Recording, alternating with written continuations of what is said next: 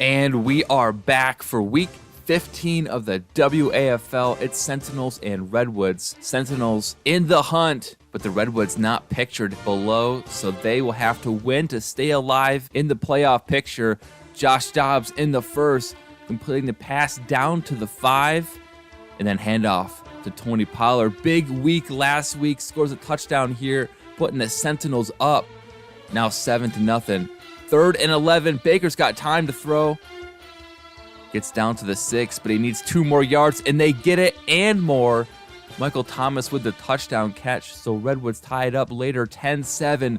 Baker slinging it left. Devontae Adams shrugging defenders off him. He's going to go up the sideline all the way down past the 20, around the 16-yard line. So now in the red zone, Baker fires right back to Devontae. He takes a couple of big hits on this one, but falls in the end zone. So 1-point lead Redwoods. Now read option on 3rd and 1. It looks like he gets the yard, but he gets the ball popped out as well. Roquan Smith picks it up. He had a touchdown last week. Gets another one here on defense. Sentinels going for 2, trying to go up 7, and they got it. 21-14 in the 4th. Play action. Baker thrown on the move. There's Adams again down near the goal line. So 1st and goal, fakes it to Henry. And then back in the end zone, 3 defenders around him, but Dalton Keene finds the opening. So we're tied. And on 3rd and 5, the Redwoods stop the Sentinels, hold them to a field goal. So they're going to go up 3 with under a minute to go. 3rd and 10 for Baker Mayfield. Hit as he throws. That's incomplete. 4th and 10. Mayfield back to pass. He's throwing down the left sideline. Michael Thomas is in the area, but he can't come up with it. So the Sentinels hang on to win 24-21 and keep their playoff hopes alive. Next up is Wizards Nighthawks. Neither team's looking like a playoff contender, but the Wizards can stay in it with a win and a Desperado loss. So here, Bryce Young is throwing on the move in the pocket. Amon-Ra St. Brown getting to the 2-yard line, flipping fields in the 2nd. And we have a flying Christian McCaffrey like a Hawk. 7-0. Young going deep this time down the sideline. That's caught by Hunter Renfro for the score. So the Nighthawks coming out to a fast 17-0 lead. But here come the Wizards. Tyreek Hill unlocked. Speeds down for the touchdown. Down 13. Purdy throwing deep to Tyreek Hill again. So Hill back-to-back touchdown catches, burning this Nighthawks defense. Now only a 6-point game, and Purdy throws to Kittle. The old 49er connection is working, so the Wizards have stormed all the way back. They're up 1, and Bryce Young going to throw it away with only 11 seconds to go now on 2nd down. Look at this time in the pocket to fire it deep downfield. Who can cover for that long? But the problem is there's no timeouts, and they didn't get out of bounds, and so the Nighthawks blow a 17-point lead to the Wizards, who win 21-20. Now we head to Toronto. It's the Thunderbirds and the Pioneers. Thunderbirds holding a wild card spot right now, but the Pioneers strike first. Rosen to Disley. Could there be an upset in the making? Well, here's Ryan Tannehill to a streaking Chase Claypool. It's all tied up at 7, and then Thunderbirds coming right back. This time they're handing it off, and Najee Harris kind of bobs and weaves his way into the end zone. 17-10 now. Pioneers in the 4th. Rosen throws a dart towards the sideline. Under a minute to go. 3rd and 5. That one, though, off the mark, so they have to go for it on 4th down. Rosen needs 5 yards, throws it about 2, and the balls pop loose anyway, so disastrous ending for the Pioneers. Thunderbirds defense steps up, and they're now 10-4. Now in St. Louis, it's the Riverhogs and the Lumberjacks. Riverhogs trying to hold on to a wild card spot. Here's Lumberjack Mac back of the end zone. There was Agnew, but Trent McDuffie steps in the way, blending into the end zone there. And now on the other side, the Riverhogs, it's Watson to DK Metcalf for the score. So now 10-3 Hogs lead, but Lumberjack Mac finds his back. Saquon Barkley, then 3rd and goal. Time ticking down in the 3rd. Mac again goes way back to the end zone. Darnell Mooney is there, hiding in the corner. Now all tied up at 13, a minute to go, and Mac Jones throws an interception to Jack Jones. What a huge turnover for the Riverhogs defense. And now with a minute to go, they have all 3 timeouts to get into field goal range for the game-winning kick. And it's through the uprights. 16-13. But wait, 3 seconds to go. Mac Jones, does he have a Hail Mary in him? He's going to launch this ball deep, but it's out of bounds. It's a wild throw. 16-13. Riverhogs win this one. They're 8-5-1. Lumberjacks fall to 3-11. Now to Memphis, the Blues and the Mounties. Mounties ball. Malik Willis still in for the injured Aaron Rodgers, and Devin Duvernay catches the first down, sets him up for a nice 2nd and goal, and Kareem Hunt is going to walk this one in easily. Mounties up 7-0. End of the first half. Malik Willis looks like he's about to be sacked, sheds free the tackle, and he scoots all the way down inside the 5. And so now on 1st and goal, Willis to Terry McLaurin for the score. Mounties 14-3. Now we go into the 4th. Russell Wilson looking for someone downfield. He just finds Josh Sweat in the backfield. They're kicking another field goal, but they miss it wide left, so that would have made it a 1-score game, but instead they're scrambling, and so is Russell Wilson. He throws that one away. 4th and 10. Rolling right, scanning, throwing on the run, throwing it deep downfield, intended for Stephon Diggs, but he's double covered. The Blues offense bottled up by the Mounties, 17-3. Both teams now 9-5. Now we head to OKC. The Bisons hosting the Aviators. Bison's the current 2 seed in the AFC, but Jordan Love having no problem airing it out to Jamar Chase. Then 1st and goal, Love, that's to his tight end, Cade Otton, for the wide open touchdown catch. 7-3 Aviators. Love's pass, nice touch on the ball. Receiver had a step, probably could have kept running, but it sets up the Jamal Williams diving run for the score. So the Aviators up 14-3. Bison's going to the ground game. Antonio Gibson jukes a man out of his shoes and continues downfield out of bounds, setting up a 3rd and 3 from the 4, where the toe tap from Paris Campbell scores a touchdown. Bison's only down 1 in the 3rd. Aviators, though, getting the passing game going. Zach Ertz gets him down to the goal line, and Love throws. That one's dropped, though, so they'll set up for a field goal.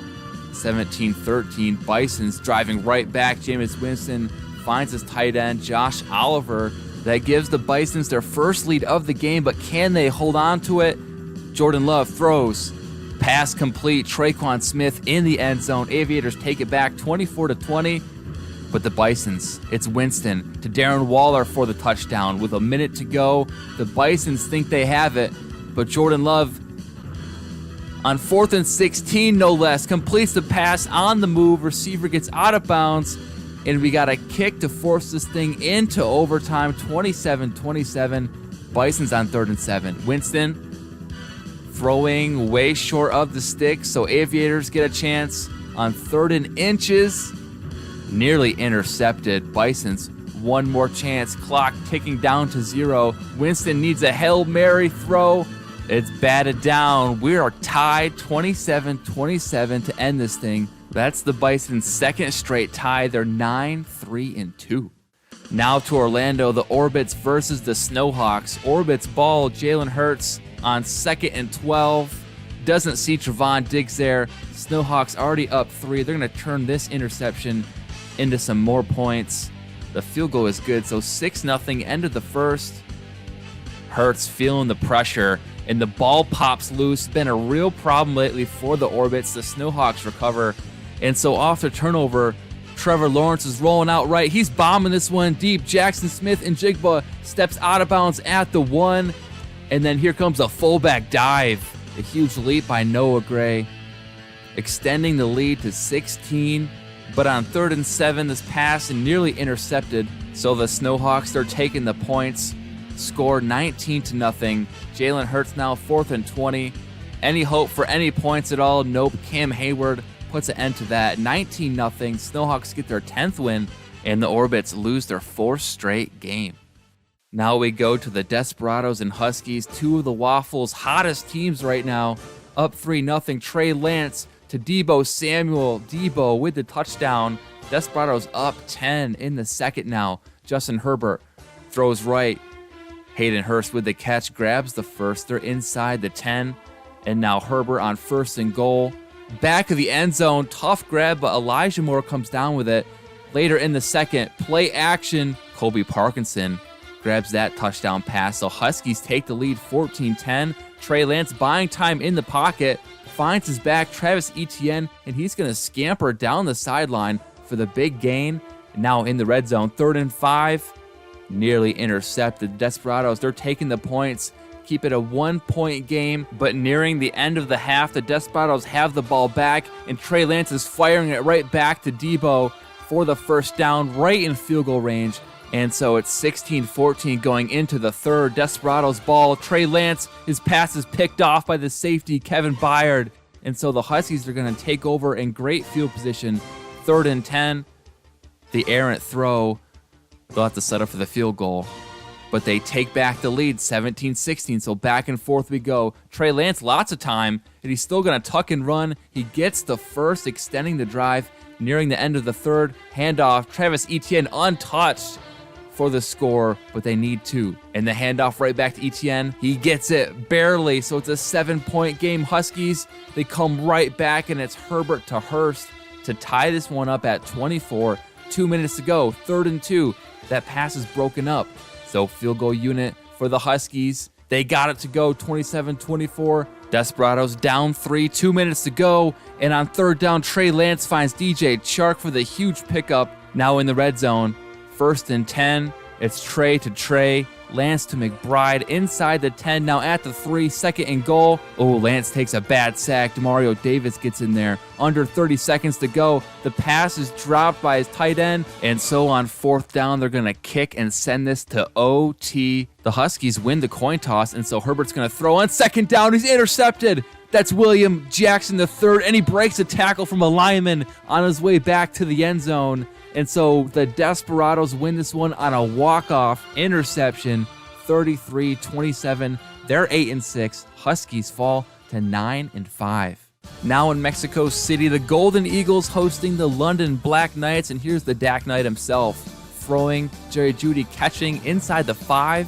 Now 1st and goal, intercepted. Matt Milano, the linebacker, blending in back there. I barely saw him.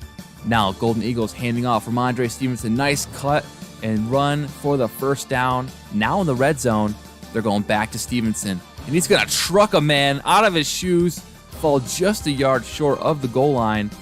Now play action.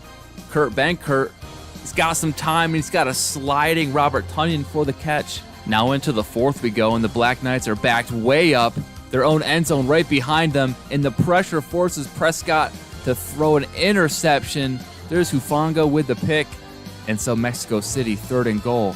Daylight in front of Benkert, but he throws it instead. That's broken up. They'll set up for the field goal. And so 10-zip, the Black Knights can't get anything going. And now their defense can't stop Mike Williams from scoring a touchdown, 17-0. Only 3 minutes left. The Black Knights need to make something happen now before it's too late. 2:20 to go on 3rd and goal.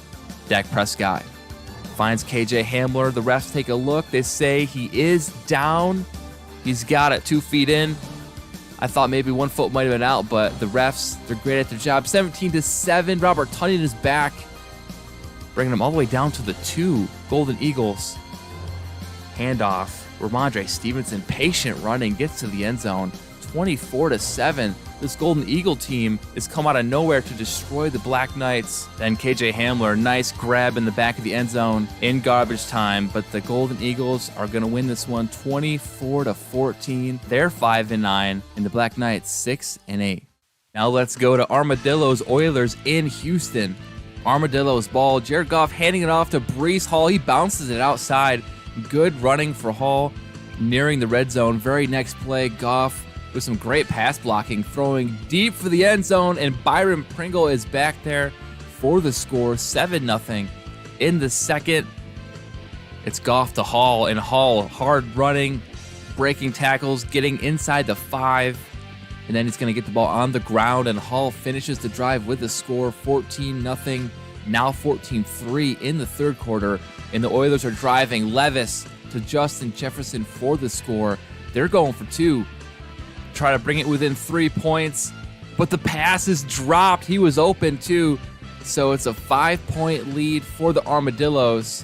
But Deontay Johnson on the long pass from Goff says make it 6 more. And so after the extra point, our final is 21-9. The Armadillos are 6-8 and still in the playoff run. Oilers 3-11. Now we go to a couple of 6 and 7 teams from the NFC West, the Monarchs and the Bulls. Here's Lamonarch Jackson going to his main target. Keenan Allen gets over that front pylon for the touchdown. Now the Monarchs go into the third up 10-0. Nothing downfield for Jackson. He's going to tuck it and run. Blows by one defender, jukes another, spins out of a third tackle. He's tough to bring down. 3rd and goal. Handoff. Kenneth Walker. He's leaping and scoring, just jumping through everyone. So that'll make it 17-0. Monarchs in full control. And then Tua and the Bulls intercepted. There's the linebacker Deion Jones with the pick. So now we go to the fourth. Same score. Tua hits a receiver in stride. Kadarius Toney, he's off to the races. So the Bulls only down 10. Can their defense come up with a couple of stops? Well, here's Lamar Jackson on 1st and 10. A lot of daylight in front of him. He gets the first down. So in the red zone now, the Monarchs, they're throwing it. Swatted away, so they're held to a field goal.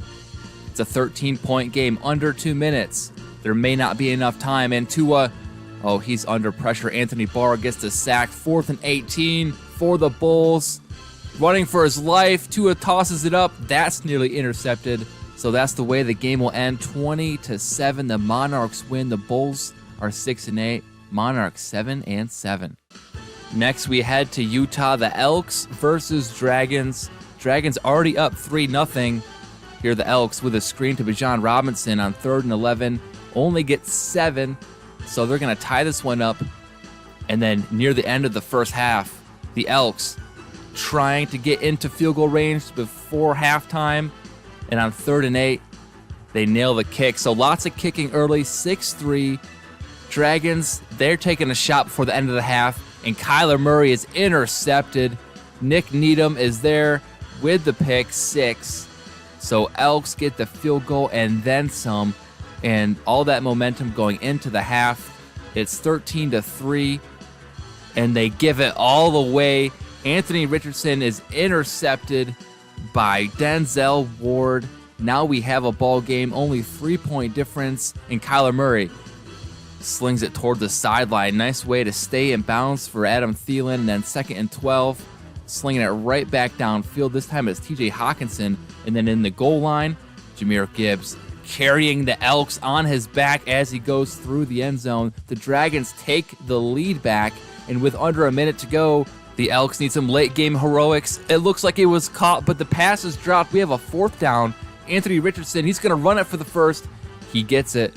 They don't have any timeout, so clock ticking. 20 seconds left on 3rd down. Pass goes out of bounds, so now 4th down, 15 seconds to go. Richardson looked like he wanted to run that one, but then slung it to the sideline where they can't get enough yardage. Dragons upset the Elks 17-13. They are still in the hunt at 7-7. Elks, though, fall to 8-6. Now we go to Columbus for the Caps and the Shamrocks. Shamrock ball in the first, and CJ Stroud going across the middle to DJ Moore, who gets in for the score. 7-0 Shamrocks. 10-0 later in the first. Now it's Mahomes in the Caps ball. Evan Ingram looked like he was tackled twice, but escapes for the touchdown. What a run. Break tackle 99. I mean, Shamrocks now throwing. CJ Stroud, and a tough catch for Moore to hang on after taking the hit in midair like that. 17-7. Now here's Mahomes' quick drop back. He fires it to Chris Godwin, who's going to split 2 Shamrock defenders, and then he's gone on a 75-yard catch and run. So now Caps, 1-score game, 20-14. Shamrock ball. CJ Stroud, nice ball over the shoulder, completes it down to Moore, and then from the 1-yard line, Devin Singletary walks that one in. Shamrock's lead growing 32-14.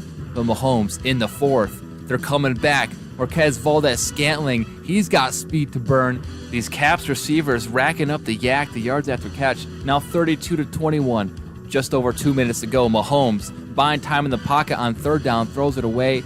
So they have a field goal on 4th down. This brings them within 8. On 3rd and 9, the Caps can stay alive with a stop. And the Stroud pass is swatted away. So a minute to go, 2nd and 10. Pass complete. Now it's a 38. It's a 4th and 10. Under 30 seconds. Mahomes to Chris Olave. And Olave goes in for the score. But they need 2 more points. So Mahomes to Godwin. He caught it.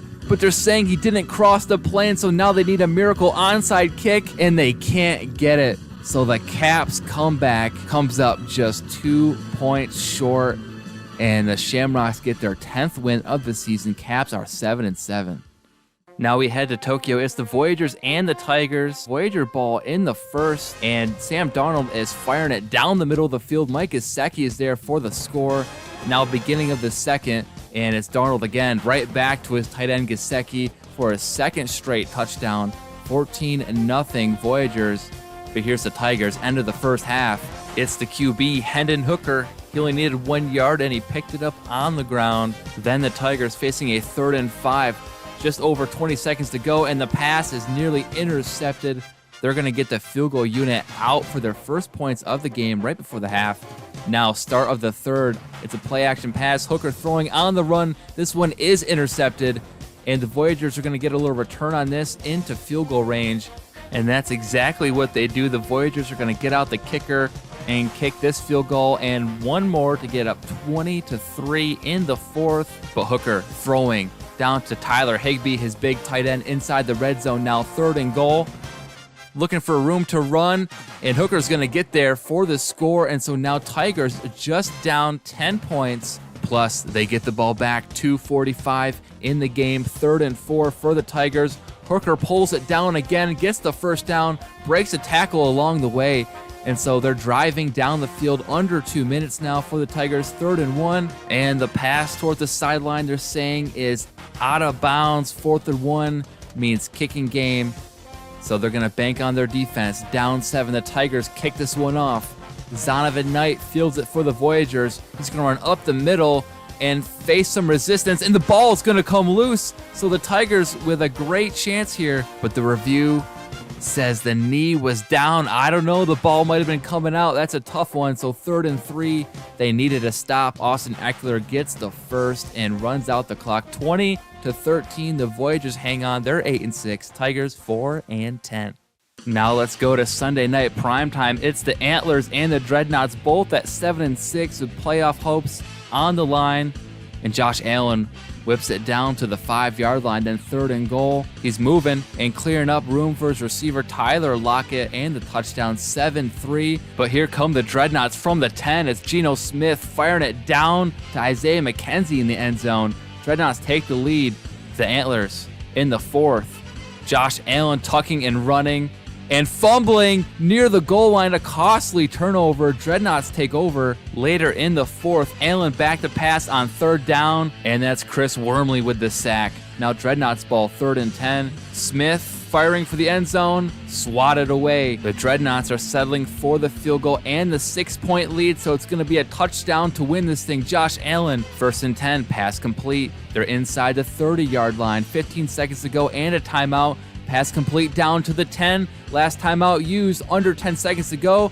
Touchdown pass dropped, it seems. So this looks like the last play of the game. 4 seconds to go. Allen back of the end zone. A wide open tight end. The Dreadnoughts defense forgot about Daniel Bellinger. And so the Antlers with an extra point will win this one as time expires. 14-13. The Antlers come away with the win. They're now 8-6. The Dreadnoughts fall to 7-7. Here we go. It's Monday night primetime. The Condors and the Steamers, some of the better teams in the WAFL, and Elijah Mitchell takes the handoff for the first down. Condors in the red zone. 2nd and goal. Justin Fields thrown to his tight end. Mark Andrews, always reliable. 7-0 Steamers now. Joe Burrow dropping back, slinging it over the middle. He's got a tight end he loves, Dulcich. 1st and goal now at the 4. Handoff. Nick Chubb. Oh, get off me and get the touchdown. Tied up at 7. 1st and goal. Condors, they come right back down. Pitch it out to Elijah Mitchell, who gets the touchdown. 14-7. Then later in the second, the Condors with the ball back, and Justin Fields is going to cut it up the middle himself and get into the red zone with a run. And so 2nd inches now from the 9. Fields slings it down the middle, and a sliding McCole Hardman brings that one in for a score. 21-10. Steamer ball in the third. Burrow is sacked. Sutton off the corner blitz. And so the Steamers kick a field goal. They're only down 8, but in the fourth, Fields moving and throwing, and Mark Andrews escaping for the touchdown. Condors now expanding that lead to 15. Here comes the Steamers though. Burrow, play action, hit the tight end in the flat, running up a tightrope down the sideline is Austin Hooper. Next play, Burrow looking for his tight end Dulcich, but Devin Bush leaps in the way and intercepts him. Condors take over, but on a 3rd and 9, Justin Fields is back in the pocket, and the pocket collapses. Kingsley Keke gets the Steamers offense another shot. Burrow from his own 7, though, backs up too far, and it's Tyus Bowser who brings home the safety and the final nail in the coffin. 30-13 Condors win. That is Sacramento's 11th win on the year, good enough for number 1 in the entire league and the first team to clinch a playoff spot by winning their division, the AFC West. But elsewhere in the playoff picture, we see the Shamrocks at number 1. They're still holding down the top spot. Then the 2-7 looks like Thunderbirds Voyagers, 3-6 Desperados Huskies, and 4-5 Elks Mounties. Then on the AFC side, the Bisons, they keep tying, but they keep their same spot at number 2 versus a potential Steamers matchup. 3-6 would look like Snowhawks Antlers, and 4-5 Blues Riverhogs, divisional foes. But as we look at the divisions, we can see just how close it is to Steamers. They're the 7th seed, but they could easily lose out to the Caps or the Orbits. Things could shuffle up in a big way as we go down the final stretch here. And as it stands, the AFC North would have 3 teams in the playoffs, but which of these 3 is going to come away with the division title? The Blues have let this thing slip right through their fingers after losing 3 straight. Then it's the Bisons who have the AFC South all tied up, but the Dreadnoughts, they're still in the hunt, potential wildcard candidate. And in the West, we know the Condors are number 1, but the Sentinels are 15. They are the first team on the outside looking in at the playoffs. Then in the NFC East, there has a potential for 3 teams to make it in the playoffs after the Voyagers and Dragons have gone streaking, winning 3 straight games. Then in the North, it's looking like we might get 3 teams from this division in the playoffs, all with double-digit wins as we go into the final 3 weeks of the season. And then looking at the NFC South, we might owe them an apology. The Desperados actually look good. They're 8-6, and the Wizards and Golden Eagles have been winning too. So not the dumpster fire we thought they were originally. Maybe the Desperados with a home game in the playoffs can make some noise. And finally, the best of the NFC West is in a free fall. Look at the Monarchs. They're surging, and 7-7. They just might steal this division at the last minute from the Elks. Now let's go to the MVP race, and Justin Fields for the 2nd week in a row is holding the top spot, and right behind him, Josh Allen, Patrick Mahomes, then Jalen Hurts, 2, 3, and 4. But out of that group, only Patrick Mahomes makes our passing leaders list. He's number 1 in the league, 3,616 yards and 27 touchdowns. Then in rushing, if you remember last week, Tony Pollard held the top spot, but the Pioneers, they love to pound the rock with Javonte Williams. He's got a few more carries, but 967 yards, 10 touchdowns in our number 1 spot. And then in receiving, Tyreek Hill grabs our top spot, beating Amari Cooper after that huge game against the Nighthawks, where he had over 100 yards and 2 touchdowns. And it's been a while, but we got to check back in on the coaches. And nothing's really changed, not at the top spot anyway. Robert Salah still number 1 on the Snowhawks, leading the AFC East and has 10 wins on the year, so definitely deserving. Now let's take our look ahead at Week 16. This week has the potential to knock out a lot of teams from the playoffs. There's a lot of 7-7, 6-8 teams that with one more loss will be completely out, and maybe we'll have a better idea of who will make the playoffs. But also on the draft side of things, Tigers, Oilers get to face off, Lumberjacks, Nighthawks, Pioneers. If any of these teams, you know there's always one a year who wins a game late and ruins their chances at the number 1 overall pick. So a lot to look forward to. So let me know who you're taking, how you're feeling going into the final 3 weeks. I know I got a lot of money riding on this Bison's team to tie for a 3rd straight week. But other than that, I'm good. I'll see you all in Week 16.